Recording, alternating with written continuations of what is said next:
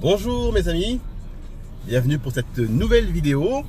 Alors aujourd'hui on a un nouvel entretien important dans une société à Paris pour un poste de directeur de clientèle.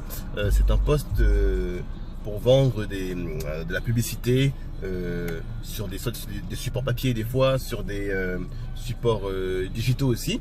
Et là en l'occurrence c'est pour vendre des émissions TV. Donc c'est un poste là sur Paris, dans le 16e. On est dans les beaux quartiers, la Tour Eiffel, tout ce qui va avec. Alors, aujourd'hui, par rapport à d'habitude, je ne pourrais pas filmer, puisque là on n'est pas en visio, c'est un vrai entretien où j'étais convoqué.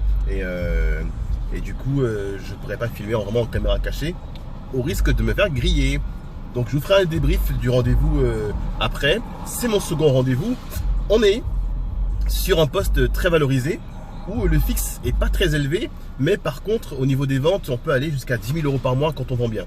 Donc c'est un univers qui paye très bien la publicité, mais il faut être bon. Donc je vous tiendrai également comme d'habitude au courant du résultat. Et voilà, vous me connaissez, moi aujourd'hui je dis pas que des mots, je fais des choses et je les prouve.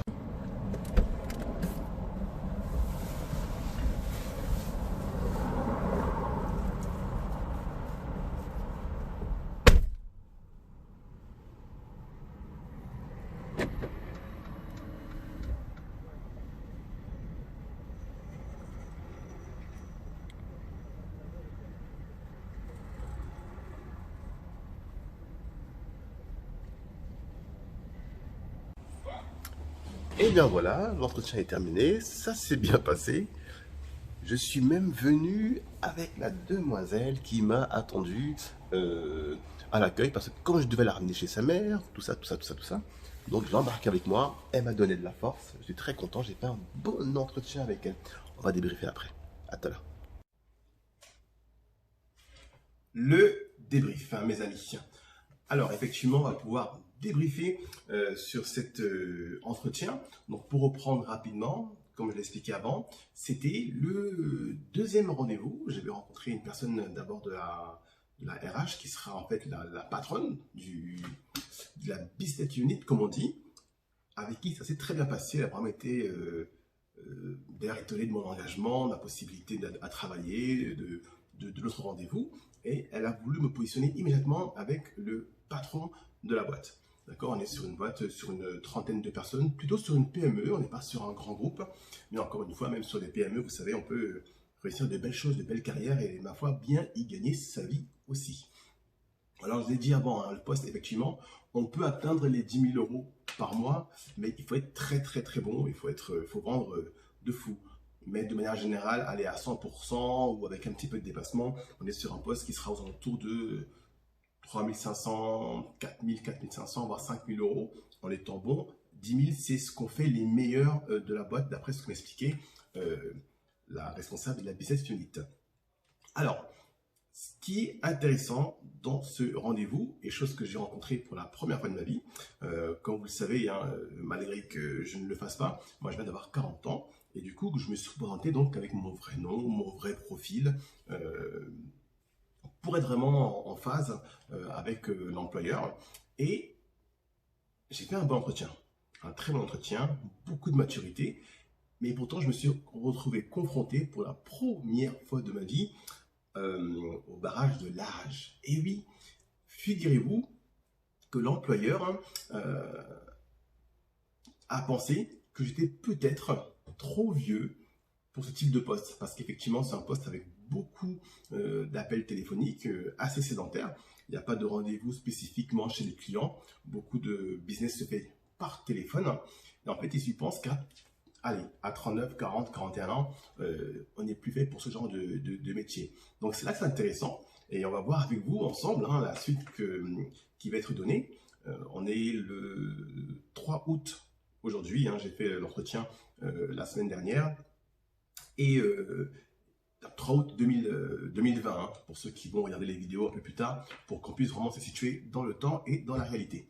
Donc c'est là que ça va être intéressant de voir ce qu'ils vont en dire, de corréler une très bonne candidature par rapport à une opposition, à savoir le responsable qui estime que peut-être que à cet âge-là, on n'est pas, on est plus fait pour un poste. Avec des idées assez reçues du type, normalement une personne de type commercial, enfin à 40 ans, où il est manager, où il est dans un autre type de poste, mais il va moins une personne de 40 ans faire de l'appel téléphonique. Donc c'est ça qui est intéressant, et c'est là qu'on va pouvoir voir la capacité que j'aurai à réussir à le convaincre et à lui faire dire que voilà, il s'est trompé et qu'effectivement, une personne peut avoir un profil et être pris. Ils ont beaucoup de candidats sur ce poste-là, apparemment, il y en a une vingtaine, une trentaine, une cinquantaine.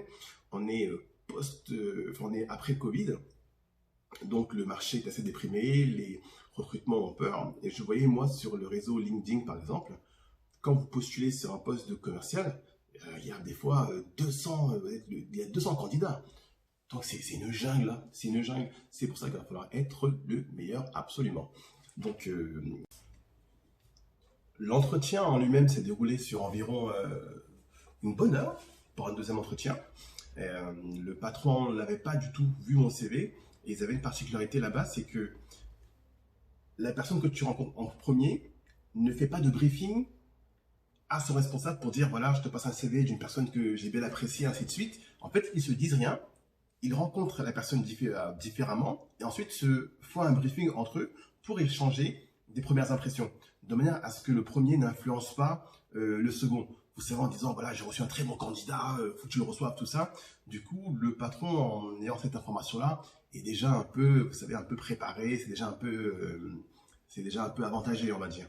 Donc, du coup, ça leur permet d'avoir une vision différente et après de la confronter. Donc c'est intéressant, on va voir ce que ça va donner. Donc j'ai repris avec lui le CV en détail, beaucoup plus qu'avec le premier rendez-vous. Et ça va souvent vous arriver hein, de devoir avoir un deuxième rendez-vous qui va même être plus dur que le premier, où vous allez revoir des choses que vous n'avez pas vues lors du premier rendez-vous. Là, j'ai revu mon CV de A à Z, quasiment presque en commençant par l'école, presque par la maternelle, j'ai envie de dire. J'exagère un peu, mais c'est pour dire que voilà, on a vraiment pris le temps de refaire tout mon parcours, hein, de comprendre qu'est-ce qui m'a amené à ce poste de commercial-là. Il voulait quand même comprendre qui j'étais. Et ça, c'est intéressant. C'est une très bonne personne que j'ai appréciée. Pourtant, j'ai aucune certitude vraiment sur ce qu'il va addevenir de cette candidature. On va le suivre et le vivre ensemble. Mais voilà, très bonne expérience.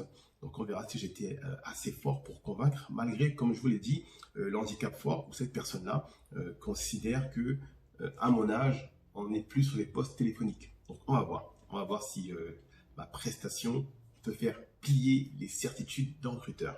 Merci de votre écoute. Je reviens vers vous prochainement là pour vous dire un peu la suite qui a été donnée à cette candidature-là. Allez, ciao.